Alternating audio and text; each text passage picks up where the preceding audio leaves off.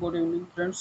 आज जो है हम अपनी सेवा पंजिका के ई सेवा पंजिका जो हमारी है मानव संपदा पे उसको एक बार पुनः वीडियो के माध्यम से समझेंगे कि किन चीज़ों से हमारा हमें मिलने वाले जो लाभ हैं प्रभावित होते हैं, या कोई ऐसी चीज़ अपडेट ना हो जिससे कि ट्रांसफ़र पोस्टिंग या चयन वेतनमान, प्रोन्नत वेतनमान या पद प्रमोशन में कोई भी समस्या जो आ जाती है वो किन कारणों से आती है, उन पर हम आज बात करेंगे।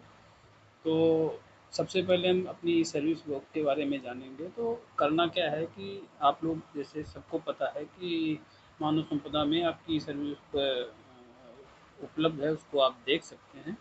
तो उसके लिए कोई विशेष चीज़ नहीं करनी होती है। हम लोग सीधा क्रोम में जाते हैं या जिस भी मतलब ब्राउज़र का आप इस्तेमाल कर रहे हैं, उस ब्राउज़र का इस्तेमाल करके आप जो है मानव संपदा ऐप को खोल लेते हैं। और मानव संपदा ऐप खोलने के बाद जो है आप अपना यूज़र आईडी और पासवर्ड डालते हैं। जैसे कि चूँकि वीडियो बना रहे हैं इसलिए ये चीज़ डालनी आवश्यक, बतानी आवश्यक है। बाकी तो आप रूटीन का काम है, सभी लोग करते ही करते हैं। तो जैसे कि ये मैं कैप्चा जो आ रहा है इसको मैं डाल देता हूँ, और कैप्चा डालने के बाद हमारी आईडी खुल जाएगी। खुलने के बाद क्या चीज़ें हमारी आईडी जिस पे हम बात कर रहे हैं कि सर्विस पे क्या चीज़ें हमारे देयकों को प्रभावित करेंगी, जैसे कि चयन वेतनमान, प्रमोशन, ट्रांसफ़र, समायोजन या अन्य सारी चीज़ें जिससे जो कि मानव संपदा के माध्यम से व्याहत हो रही हैं, और आने क्योंकि स्टार्टिंग हो गई है, आने वाले समय में सारी चीज़ें इसी पोर्टल के माध्यम से ही होंगी। और चूँकि आज थोड़ा-सा सर्वर ओवरलोडेड है, तो लॉगिन होने में थोड़ा-सा समय लिए पोर्टल ले रहा है। देखिए आपके सामने ये लॉगिन हो गई। अब बहुत सारे लोग यहाँ पे भी फँस जाते हैं कि ये नोटिफ़िकेशन आ गया, अब इसके आगे नहीं बढ़ रहा है। तो जैसे कि आपकी सेवा पंजिका में कोई समस्या है, तो आप यहाँ पे विकल्प को चुन के आगे बढ़ सकते हैं और अपना जो है संदर्भ संख्या अपलोड कर सकते हैं आवश्यक साक्ष्यों के साथ। इस पे हम अभी आगे बात करेंगे। फिलहाल जैसे कि मुझे आगे बढ़ना है, तो रजिस्टर में जाके हम आखिरी ऑप्शन पे जाके हमारे सामने विंडो खुल गई। अभी हम इस पे इसी वीडियो में आगे बात करेंगे, लेकिन चलिए हम चलते हैं सबसे पहले अपनी सेवा पंजिका में। तो हम सेवा पंजिका कहाँ देखेंगे? सेवा पंजिका का आइकन बना है इस सर्विस बुक, इसको हम क्लिक करेंगे तो जो है व्यू सर्विस बुक, चूँकि मेरे में 2 ऑप्शन दिख रहे हैं, आपके में एक ही ऑप्शन दिखेगा व्यू सर्विस बुक का। तो व्यू सर्विस बुक को आपको ऐसे डाउनलोड कर लेना है। अब थोड़ा-सा समय लेता है डाउनलोड होने में।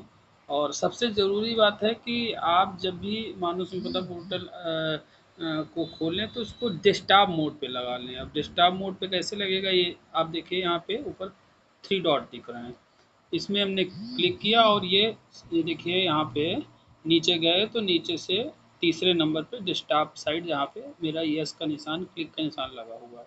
अगर नहीं है तो उसको लगा लीजिए, या आपको अन्य ब्राउज़र में भी मतलब मदद करेगा। चलिए ठीक है, ये देखिए हमारी पीडीएफ जो है बनके तैयार है, इसको हम ओपन कर रहे हैं। हमारी जो मूल सेवा पंजिका है जिसको मतलब ऑनलाइन कर दिया गया है 2021 से, और जो कि आपके यूज़र आईडी पासवर्ड से खोली जा सकती है, या कार्यालय के ही भी यूज़र आईडी जिस पे मतलब वो क्षमता प्रदान की गई है विभाग द्वारा, वो भी खोल सकता है। और होना क्या है कि अब सेवा पंजिका खोल ली गई। सेवा पंजिका खोलने के बाद इसका चूँकि हम क्रम वाइज चीज़ें लेने चल रहे हैं, तो लेकर चल रहे हैं, तो वीडियो थोड़ा लंबा हो सकता है, ध्यान से देखने की ज़रूरत है।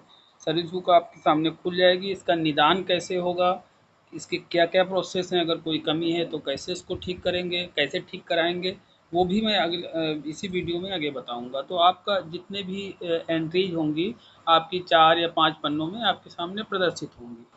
अब जैसे हम बात करते हैं कि सबसे पहले हमको क्या जाँचना है कि अगर हमें अपना नाम देख लेना है, ठीक है?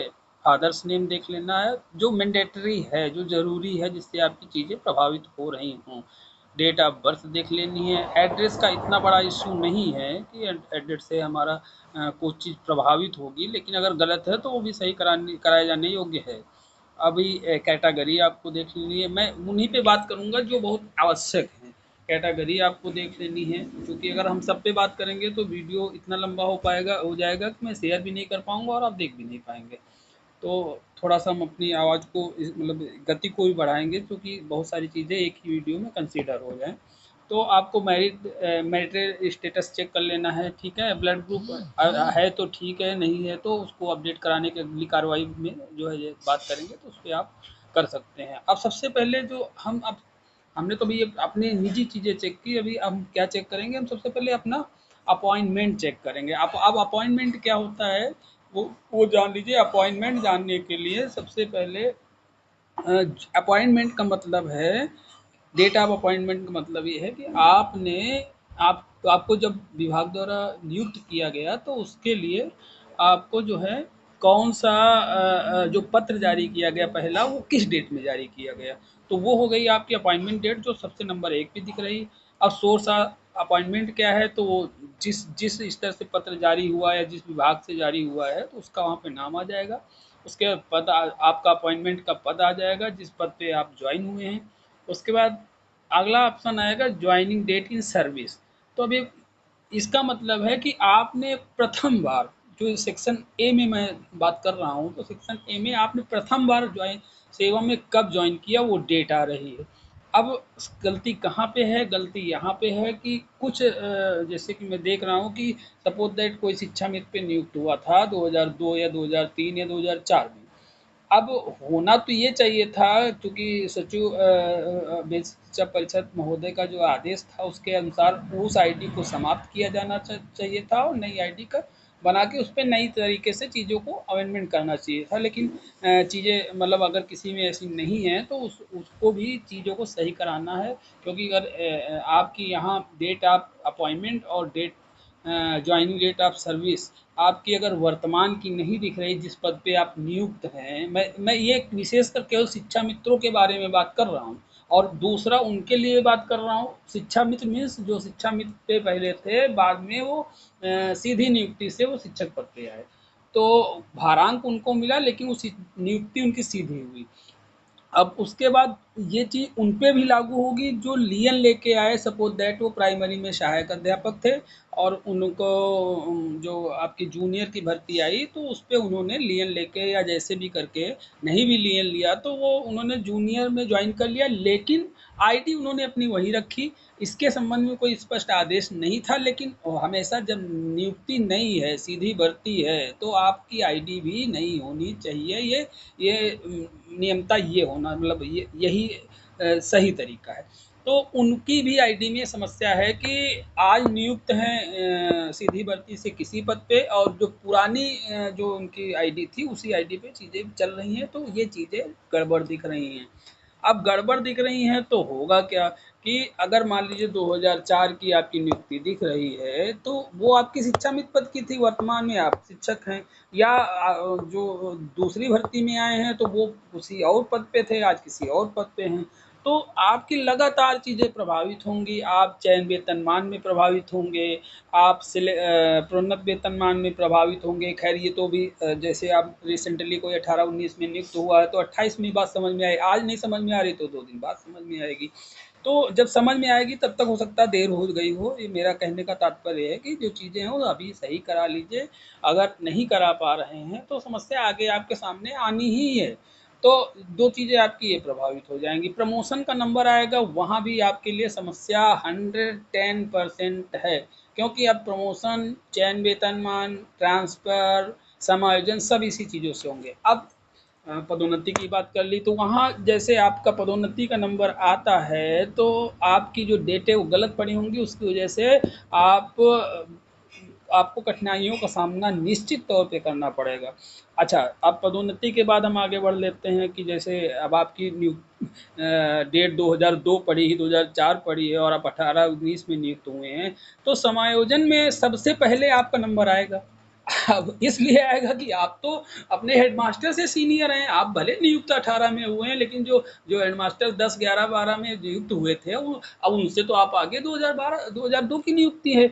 तो समायोजन में सबसे पहले नंबर जो भी आएगा, जो समस्याएं आएंगी, आपको उसको फेस करना पड़ेगा। उसके बाद अब हमने बात कर ली चयन वेतनमान की, हमने बात कर ली प्रोन्नत वेतनमान की, और हमने बात कर ली आपके समायोजन की, और हमने बात कर ली आपके समायोजन हो गया। हाँ, और उसके अलावा भी जो अन्य लाभ आपको मिलने हैं वो सब प्रभावित होंगे।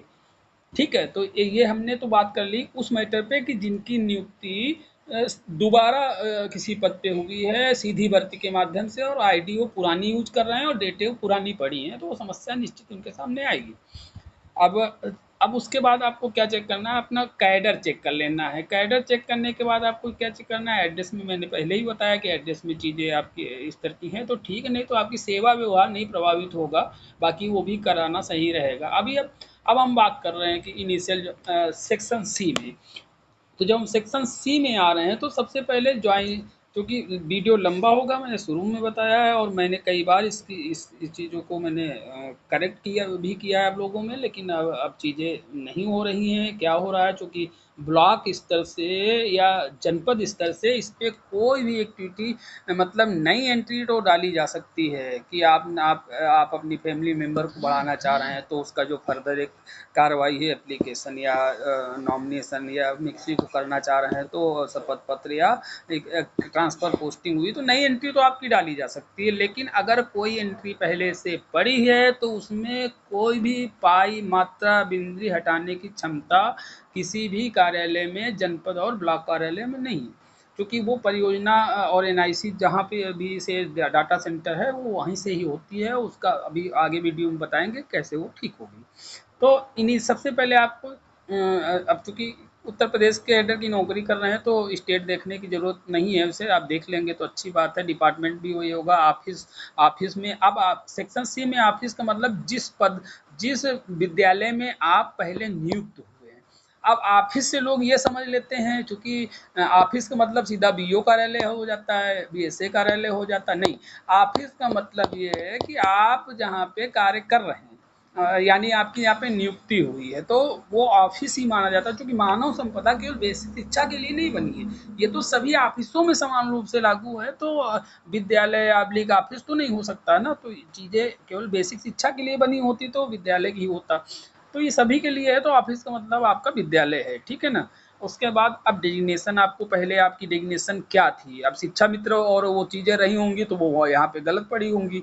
अब वो उसको सही नहीं कराएंगे तो जब भी कोई फिल्टर शिक्षक पे मारा जाएगा, मतलब एनआईसी से, डाटा सेंटर से या सचिव परिषद कार्यालय से, तो आप छूटेंगे 110%, आपका नाम नहीं आएगा। अगर मान लीजिए फिल्टर ये लगाया गया कि प्रथम नियुक्ति किस पद पे हुई, तो सब आप तो सहायक अध्यापक में हैं, पढ़ा शिक्षा मित्र, तो नहीं आएगा। और ये सामान्य लोगों को भी चेक करना है, मैं शिक्षा मित्र से शिक्षक वाली बात को भी कह रहा हूँ, सामान्य भी लोग चेक करेंगे, ठीक है। सब डिग्नेशन में कोई मतलब नहीं उसका। अपॉइंटमेंट आर्डर आप मिलान कर लेंगे, पढ़ा हुआ है ठीक है, अच्छी बात है। नहीं पढ़ा हुआ तो आगे वीडियो में हम बताएंगे कैसे उसको सही कराएंगे। अपॉइंटमेंट डेट, अब चूंकि अपॉइंटमेंट डेट मतलब मैं ऊपर बोल चुका हूँ, उसको बार बार बताने की जरूरत नहीं है। मोड ऑफ रिक्रूटमेंट वो भी मैं लगभग बोल चुका हूँ कि किस तरह से सीधी भर्ती से आए, मृतक आश्रित से आए, या मतलब चूंकि अपने विभाग में दो ही है माध्यम है, सीधी भर्ती है, मृतक आश्रित। इसके अलावा अन्य विभागों में छटनी शुदा और तमाम चीज़ें हैं, तो वो जो हमारे विभाग में लागू नहीं उस पर बात नहीं करते। तो जो दो माध्यम है, अगर इसमें जो माध्यम आपके पूरा लागू हो रहा है वही चीज़ें आपके इसमें होनी चाहिए। इनिशियल कैडर आपको जरूर देख लेना है। आपका इनिशियल कैडर का मीन्स मतलब ये है कि सेक्शन सी में आपका वर्तमान कैडर नहीं आना चाहिए, जिस पद पे आप शुरू में नियुक्त हुए थे जिस कैडर पे, वो कैडर आना चाहिए। बहुत लोगों में ये है कि कैडर गलत पड़ा हुआ है और वर्तमान का कैडर पड़ा हुआ है, और नियुक्ति 80 प्राइमरी में हुई थी और पड़ा हुआ है एसटी जूनियर और एसटी प्राइमरी अब्लिक 80 जूनियर, तो वो गलत है, उसको देखने की जरूरत है कैसे सही होगा, आगे बात करेंगे। क्लास आपको देख लेनी है। उसके बाद आपको क्या देखना है कि फिर वही चीज़ यहाँ पे जैसे आ गई कि आपको देखना है initial joining date, service confirmation date, चूँकि हमारे विभाग में लागू नहीं, अन्य विभागों के लिए है, तो वो चीज़ इस पे लागू नहीं होती है। उसके बाद हम बात करते हैं लेबल, ये हमारे यहाँ नहीं लागू है, कोई मतलब नहीं। एम्प्लॉय टाइप में रेगुलर है तो रेगुलर, हाँ, अब यहाँ पे शिक्षा मित्रों में चूँकि मैं देख पा रहा हूँ कि किसी का कॉन्ट्रैक्ट बेस पड़ा है, ठीक पड़ा है, किसी का जो है रिप्लेसमेंट पड़ा है, तो गलत है। एम्प्लॉय टाइप शिक्षा मित्र का रिप्लेसमेंट नहीं हो सकता है, एडॉक नहीं हो सकता है, केवल उनका एम्प्लॉय टाइप जो आज भी शिक्षा मित्र हैं उनकी मैं बात कर रहा हूँ कि उनका एम्प्लॉय टाइप जो है जो शिक्षा मित्र पद पे है उनका जो है टाइप मतलब जो है संविदा का होना चाहिए, इसके अलावा है तो गलत है। और जो शिक्षक पहले थे शिक्षा मित्र शिक्षक बने और उनके में अगर रेगुलर नहीं पड़ा है और वही जो है संविदा वाला पड़ा है तो ये गलत है, इसको आपको देखने की ज़रूरत है। और कैसे सही होगा उस पर हम बात करेंगे आगे। अब चूँकि हम बहुत लंबा वीडियो बनाएंगे तो जो मैंने शुरू में कहा था मैं सेवा व्यवहार पे बात करूँगा, तो आपकी मैं एजुकेशनल डिटेल पे बात नहीं करूँगा, फैमिली डिटेल में बात नहीं करूँगा, उस पर एक अगला नया वीडियो हम बनाएंगे। उसके बाद हम आ जाते हैं आपके, हम ट्रेनिंग डिटेल्स पे बात नहीं करेंगे, हम सेक्शन जी पे भी बात नहीं करेंगे क्योंकि सेक्शन जी से कोई इतनी बड़ी समस्या नहीं है जिससे हमारे कुछ व्याहत होने वाले चीज़ें प्रभावित हों, तो मैं सेक्शन जी पे भी कभी एक अलग से वीडियो बना दूंगा। अब हम बात कर लेते हैं सबसे महत्वपूर्ण अपने बिंदु पे, सेक्शन एच। अब सेक्शन एच का फॉर्म 8 का ए सेक्शन जो है, सेक्शन एच का ए सेक्शन जिसको हम फाइनेंशियल डिटेल सेक्शन ए वो भी बोल सकते हैं, वहाँ पे आपको देखना है कि आपका जो ट्रांजैक्शन है वो, मैं ए की बात कर रहा हूँ, मैं अभी बी की भी बात करूँगा। तो ए में इनिशियल अपॉइंटमेंट ऑर्डर ही पड़ा हो, अगर इसके अलावा कुछ पड़ा है छटनी शुदा या अन्य चीज़ें पड़ी हैं, रिप्लेसमेंट पड़ा है, तो ये सरासर गलत है, इसको आपको सही कराने की ज़रूरत नहीं, तो आगे चीज़ें आपकी फंसेंगी। अब ऑर्डर नंबर आपको देख लेना है, ऑर्डर डेट देख लेनी है, ठीक, इफेक्ट आपने कार्यभार ग्रहण कब किया वो देख लेना है, पे कमीशन क्या रहा और ग्रेड पे क्या रही, बेसिक क्या रही, ये चीज़ें आपको देख लेनी है। इसमें मेन चीज़ आपको ऊपर जो मैंने ट्रांजेक्शन बताया वो महत्वपूर्ण है।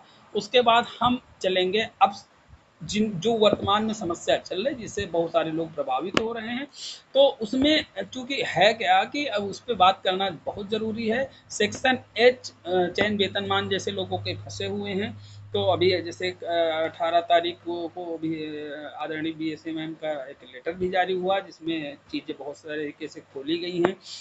अब क्या खोली गई हैं उस पर हम बात करेंगे, लेकिन हम बात कर लेते हैं सेक्शन एच की, सेक्शन एच की, ठीक है। अब सेक्शन एच में आपका क्या है कि प्रमोशन है तो प्रमोशन ही, उसका ट्रांजैक्शन प्रमोशन ही होना चाहिए, यानी इंग्लिश में लिखा है तो प्रमोशन, हिंदी में आपकी आईडी प्रदर्शित हो रही है तो पदोन्नति, ठीक है।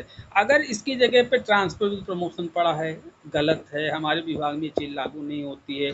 अगर रिप्लेसमेंट पड़ा है, छटनी शुदा पड़ा है या अन्य चीज़ अन्य कोई भी पड़ा है और प्रमोशन हुआ है तो गलत है, उसको जरूर, जिनका प्रमोशन हुआ है उनकी बात हो रही है, ठीक। अभी चूंकि हम सेक्शन एच की बात कर रहे हैं तो शायद वीडियो में मैं आज सेक्शन एच पे ही आज खत्म कर दूंगा, लंबा वीडियो हो जाएगा। तो सेक्शन एच से आपका चयन वेतनमान प्रभावित होगा कैसे? अब ऐसे प्रभावित होगा कि आपका, चूंकि आपका पदोन्नति हुई है, चूंकि आपके आदेश में भी पदोन्नति आदेश लिखा है, ट्रांसफर विद प्रमोशन नहीं लिखा है, तो जाहिर सी बात है कि पदोन्नति नहीं होगी। तो आपका जो सिलेक्शन ग्रेड मॉड्यूल जो आपके ब्लॉक स्तर पे आपके L1 पे जो है वहाँ पे आपका नाम नहीं आएगा। इनिशियल कैडर आपका सेक्शन सी में गलत होगा तो आपका नाम नहीं आएगा, और जब तक नाम नहीं आएगा ब्लॉक कार्यालय का बैठा जो भी पटल सहायक है L1 है वो आपके उस पर कोई भी एक्टिविटी नहीं कर पाएगा, और चूंकि उसके पास अगर दिखेगा तभी तो आप उसको मूल्यांकित करेगा, तभी उसको आगे भेजेगा, जब जो चीज़ दिखेगी नहीं तो उस पर कुछ नहीं कर सकता। तो जिनका प्रमोशन हुआ है, जिनका प्रमोशन नहीं हुआ है वो केवल इनिशियल अपॉइंटमेंट चढ़ा है और 10 साल हो गए तो, और बढ़िया प्रॉपर तरीके से चढ़ा है और इनिशियल कैडर उसका भरा हुआ है तो कोई दिक्कत नहीं है। उसका नाम 10 साल जैसे उसके पूरे होंगे, उसी डेट के बाद उस अगली कटाप जो आएगी, 6-6 महीने की कटाप बन रही, पहले हर महीने की कटाप बनती थी, अभी जो अमेंडमेंट हुआ है उसमें 6-6 महीने की कटाप कर दी गई है। ये चीज़ बहुत आप लोगों को समझने की ज़रूरत है कि हर महीने कटाप नहीं आएगी, 6-6 महीने में कटाप आएगी। 6 महीने में जिनका है वो जो जो डेट क्रॉस होते जाएंगे उनके प्रकार मूल्यांकित होते होकर आगे चले जाएंगे, ठीक है ना। तो जब कटाप जिसके नाम उन्हीं के आएंगे जिनके केवल अभी प्रमोशन नहीं हुआ है, उनका कैडर और प्रथम नियुक्ति सेक्शन एच में सही भरी होनी चाहिए। एक चीज, जिनका प्रमोशन हुआ है उनको तीनों चीजें देखनी है। सेक्शन सी में उनका मतलब इनिशियल कैडर सही होना चाहिए, अपॉइंटमेंट और इनिशियल ज्वाइनिंग तो मैंने बोल ही चुका हूँ, तो सही होनी चाहिए, वो तो हर जगह प्रभावित करेंगी, ठीक है। Initial join date of joining और ये चीज़ अपॉइंटमेंट, ये तो हर जगह प्रभावित करेंगी, ये चीज़ें तो सबके ऊपर कंपलसरी हैं। तो मैं बात कर रहा था प्रमोशन वाले को, तो प्रमोशन वाले जो हैं एक पा चुके हैं, दूसरा चयन वेतनमान के लिए फिर 10 साल पूरे हो गए हैं, मतलब प्रमोशन के बाद 10 साल पूरे हो गए हैं, तो उनको चूंकि चयन वेतनमान मिलना चाहिए। तो चयन वेतनमान के लिए जो ब्लॉक कार्यालय में पटल सहायक L1 है उसके पास, उसके L1 पोर्टल, चयन वेतनमान पोर्टल पे तभी नाम दिखेगा जब आपका initial joining, date of appointment और इस सेक्शन सी में आपका इनिशियल कैडर, और उसके बाद सेक्शन एच ए में आपकी नियुक्ति आदेश और सेक्शन एच बी में आपका प्रमोशन आदेश, ये सब सही है तो आपको कहीं भटकने की जरूरत नहीं, आपका नाम चयन वेतनमान में आ जाएगा और आपको उसमें कुछ करना भी नहीं, ब्लॉक कार्यालय से वो भेजा जाएगा। अब सपोज दैट किसी का नाम आ भी रहा है लेकिन गलत आ रहा है, अब हम बात कर लेते हैं जो मैडम का अभी लेटर जारी हुआ 18 तारीख वाला, उस पर बात कर लेते हैं। उस पर बहुत स्पष्ट कहा गया है कि अगर L1 पे, ब्लॉक कार्यालय के L1 पे संबंधित का नाम आ भी रहा है और डेटें गलत हैं, कैडर गलत है, सेवा वर्ष गलत हैं, चयन वेतनमान की डेट जो देने की डेट है वो गलत है, तो वो प्रकरण मूल्यांकित ना किए जाएं, बल्कि उनको सही कराने के लिए उस पर रिमार्क डाल के वापस किया जाए और वो संबंधित शिक्षक उसको जो है ऑनलाइन प्रॉपर तरीके से उसको सही कराए। अब एक बात तो ये हो गई, अब है क्या कि अब जैसे जिसका नाम ही नहीं आ रहा तो उस पर तो बताया कि भाई L1 पटल सहायक कुछ नहीं कर सकता, लेकिन जिनका नाम आ रहा है और सेवा पंजिका जो कार्यालय में जो और अभिलेख उपलब्ध हैं, आपके द्वारा उपलब्ध कराए गए हैं जैसे भी, तो अगर उनसे भिन्न डेटे हैं, भिन्न कैडर है, भिन्न सेवा वर्ष है और भिन्न, अब जैसे सपोज दैट किसी का प्रमोशन 15 मई 2015 में हुआ था, तो अब उसकी अगला चयन वेतनमान डेट उसकी जो है 15/5/2025 होगी। अब चूंकि डेटें गलत हैं आपकी, तो 15/5/25 की जगह पे आपका अगर 20/3/25 दिख रहा है, 20/8/25 दिख रहा है, तो आपकी सीमाएं वो गलत हैं, उसमें कोई डाउट रहेगा। और वो मुझे लगता है कि आपका L1 और L2 जो L1 मतलब कार्य पटल सहायक और L2 मतलब आपके आदरणीय खंड शिक्षा अधिकारी जो आपके कार्यालय में पदासीन है, तो वो उसको मूल्यांकन में टिप्पणी डाल के वापस करना ही करना है, उसमें कोई दिक्कत नहीं। तो ये आपके सेवा पंजिका में कोई भी आदेश डुप्लीकेट एंट्री नहीं होनी चाहिए। अब चूंकि डुप्लीकेट एंट्री है तो उसको आपको पहले सही कराना है, आपका कैडर गलत है तो उसको पहले सही कराना है, और अन्य चीज़ें अगर जो जो वेतनमान में प्रभावित कर रही हैं वो चीज़ें गलत हैं तो आपको सही कराना है। सही कैसे कराएंगे उसके लिए कई बार वीडियो बना के डाल भी चुके हैं और बता भी चुके हैं, लेटर्स भी जारी हैं, तो कैसे सही होना चलो मैं शॉर्ट में बता देता हूँ कि आपके ही अब मैं इस सेवा पंजिका को बंद करता हूँ, मैं चलता हूँ आपके पोर्टल पे, तो आप उसको सही कैसे कराएंगे। सही कराने के लिए आपकी उस पे पोर्टल पे ई सर्विस करेक्शन का ऑप्शन आ रहा है, ठीक है, उस ऑप्शन को क्लिक करेंगे। क्लिक करने के बाद चूंकि मेरे में तो 3 ऑप्शन दिख रहे हैं, आप में 2 ऑप्शन दिखेंगे, तो सबसे पहला ऑप्शन आप चयन करेंगे रजिस्टर ई सर्विस बुक करेक्शन, ठीक है ना, इसको आप क्लिक करेंगे। क्लिक करने के बाद आपके सामने पोर्टल खुलेगा। चूंकि समय ज़्यादा हो गया, चूंकि हम बात करने लगे तो लॉग आउट हो गया, मैं दोबारा लॉगिन कर लेता हूँ, तब तक हम बात करते रहेंगे।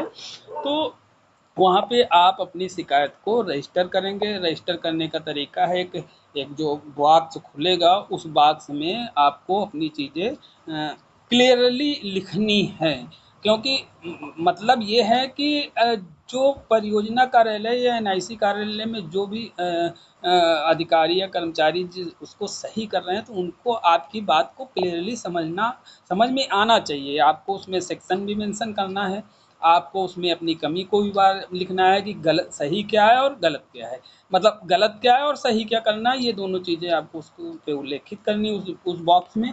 उसके बाद जब चूँकि हम थोड़ा लॉगिन भी कर रहे हैं, चूँकि आपको प्रैक्टिकली दिख जाए, इसलिए मैं अभी एक जब तक लॉगिन हो रहा तब तक बता देते हैं और एक डेमो करके मैं दिखा भी दूंगा। तो है क्या कि आपने जो बॉक्स है उस पर आपने अपनी समस्या को क्लियरली लिख दिया, ताकि वो चूँकि ब्लॉक स्तर से मैंने बताया नहीं सही होता है, तो ब्लॉक स्तर में तो आप जाके पटल साहब को समझा देते हैं, लेकिन जब एनआईसी और परियोजना कार्यालय मैटर जाना, तो वहाँ जाके ना बता पाना संभव होगा, और तो वहाँ पे आपको अपनी क्लियरली बात लिखनी है।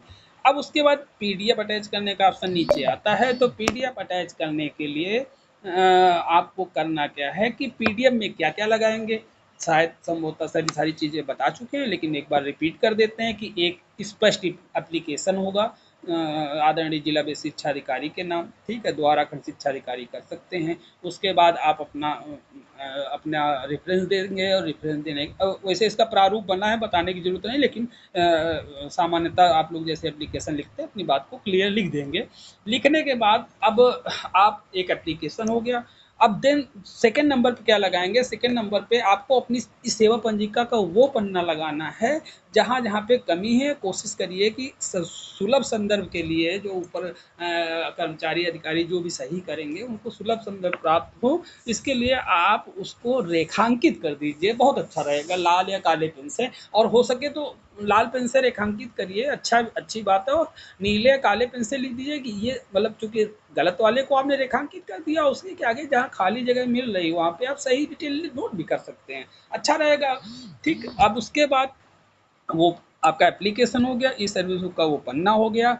अब क्या लगाना है, महत्वपूर्ण चीज़ क्या है कि परियोजना कार्यालय से प्रत्येक सेक्शन वार पीडीएफ बना के एक प्रारूप जारी किया गया है। उस प्रारूप में जिस जिस सेक्शन में आपकी गलती है उस प्रारूप को निकाल लीजिए। उसमें 3 कॉलम होंगे, पहले कॉलम में क्रम संख्या होगी, दूसरे शायद मुझे याद नहीं आ रहा, लेकिन उसमें एक मैं आखिरी के 2 कॉलम की बात कर लेता हूँ। तो एक में गलत सूचना होगी, और जो आपकी फीड है सेवा पंजिका पे वो भरना है, और दूसरे कॉलम में आखिरी कॉलम में जो मतलब सही होना है वो भरना है।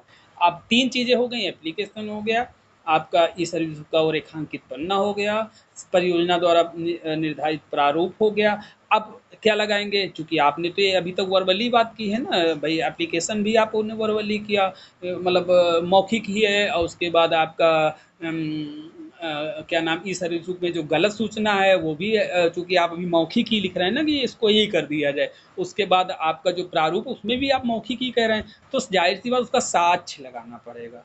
अब साक्ष्य जैसे किसी का सेवा संबंधी मैटर है, तो उसके सेवा संबंधी विभाग द्वारा जो लेटर्स जारी हैं उसमें आदेश और कार्यभार ग्रहण लगाना ही लगाना है। अगर किसी फैमिली मैटर का मैटर है, तो जो जैसे बच्चे का है नाम गलत है, तो उसका मतलब हाई स्कूल की मार्कशीट हो, बहुत अच्छी बात है, नहीं तो आधार पैन जो या विद्यालय द्वारा जारी जो भी टीसी मार्कशीट है वो आप लगा के उसको आप सही करा सकते हैं। अब क्या हुआ कि 5 चीज़ें आपकी तैयार हो गई, 4 या 5 चीज़ें, जैसे एप्लीकेशन हो गया, आपकी ई रेखांकित ई सर्विस बुक हो गई, और उसके बाद आपका परियोजना द्वारा प्रारूप, जितने भी सेक्शन होंगे गलती वो सब सेक्शन, मतलब 1 हो, 2 हो, 3 हो, 4 हो, जितने भी हो सकते हैं, ठीक।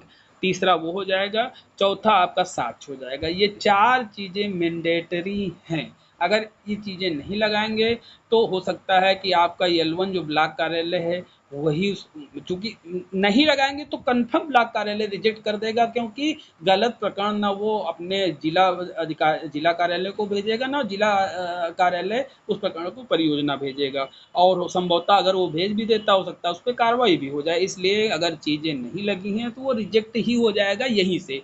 सपोज दैट अब आपने इस पर चीज़ें नहीं की, आपका मान लीजिए कि उसने कंसर्न करके आगे भेज भी दिया तो वो ज़िले से रिजेक्ट हो जाएगा। ज़िले से भी मान लीजिए चला गया और चीज़ें साक्ष्य सही तरीके के नहीं लगे, मतलब स्पष्ट नहीं, चूँकि आपको पढ़ने में आ रहा है लेकिन हो सकता है ऊपर वालों को पढ़ने में नहीं आ रहा हो, कई बार वो कई जगह ट्रांसफ़र होता है, तो चीज़ें स्पष्ट नहीं होंगी तो परियोजना कार्यालय से रिजेक्ट हो जाएँगी। तो चीज़ों को सही तरीके से लगाएँ। अब क्या करना है, अब मैं आ जाता हूँ उसमें कैसे करना आवेदन। तो ये टाइप में आपको चूँकि एक ही ऑप्शन है, सेलेक्ट कर लेना है। उसके बाद ये बॉक्स है, यहाँ पे आपको लिख देना है जो भी आप लिखना चाहें कि मतलब हमारा ये गलत है और ये सही होना है। स्पष्ट लिखेंगे ज़्यादा अच्छी बात रहेगी, सामने वाले को समझ में भी आए। ठीक है, उसके बाद अगर ये रेफरेंस आपके द्वारा पहले डाला गया और अब तक सही नहीं हुआ है तो वो रेफरेंस नंबर डाल देंगे। उसके बाद आप या चूज फाइल में जाएंगे तो आपने जो इन 4 चीज़ों की जो मैंने बताया नहीं, एप्लीकेशंस और ये प्रारूप, सेवा पंजिका और साक्ष्य, इसका पीडीएफ आपको बना के रखना है 200 केबी के अंदर का, मतलब सॉरी, जो उसका एक साइज है, जो साइज वो मांगता है उस उतने साइज का आपको पीडीएफ बना के रखना है। और वो पीडीएफ यहाँ से चूज कर लेना है। चूज करने के बाद गैलरी खुलेगी, गैलरी में जहाँ पे भी आपने पीडीएफ बना रखी है उसको आपने क्लिक कर दिया, ये देखिए पीडीएफ यहाँ अपलोड हो गई, सबमिट कर देंगे। सबमिट कर देंगे, यहाँ एक रेफरेंस नंबर आ जाएगा, उसको कहीं नोट कर लीजिए। और जब भी आप खोलेंगे आप उस रेफरेंस नंबर को डालेंगे तो चीज़ें आपके सामने दिखती रहेंगी कि हमारा हमारा प्रकरण कहाँ पे है, कहाँ पहुँचा और कहाँ नहीं पहुँचा। अब सपोज दैट आपका प्रकरण ब्लॉक कार्यालय में है तो ब्लॉक कार्यालय से वो जिले पे जाएगा, जिले से वो राज्य परियोजना कार्यालय जाएगा और राज्य परियोजना कार्यालय से या वो निस्तारित हो जाएगा तो उस पर जो भी टिप्पणी आएगी वो पड़ी रहेगी। अगर नहीं भी निस्तारित होता है तो कारण लिखा होगा, तो उसके अगेंस्ट जैसा भी हो आपको कार्य करना है। इस तरह से आप चीज़ों को सही करा सकते हैं। और क्योंकि वर्तमान समय में सेवा पंजिका मैंने फिर बताया कि ब्लॉक स्तर से सही करने का, एडिट करने का विकल्प नहीं है, तो एकमात्र विकल्प यही है। इसको आप लोगों को करना होगा, गलत है। और अगर वीडियो फिर भी अगर समझ में नहीं कहीं आया हो, कोई चीज़ अलग से पूछनी हो तो आपका मोस्ट वेलकम है, आप कभी भी फ़ोन करके आप मुझसे जानना अगर चाहते हैं तो ठीक है, अगर समझ नहीं आया तो, और अगर समझ में आ गया तो बहुत बहुत धन्यवाद। और मिलते हैं अगले वीडियो। इसका एक पार्ट और भी है जिसमें हम अभी आज हमने सेवा व्यवहार पे बात की, हो सकता है कि अगले पार्ट में अन्य चीज़ों की बात करेंगे। नमस्कार, धन्यवाद, शुभ रात्रि।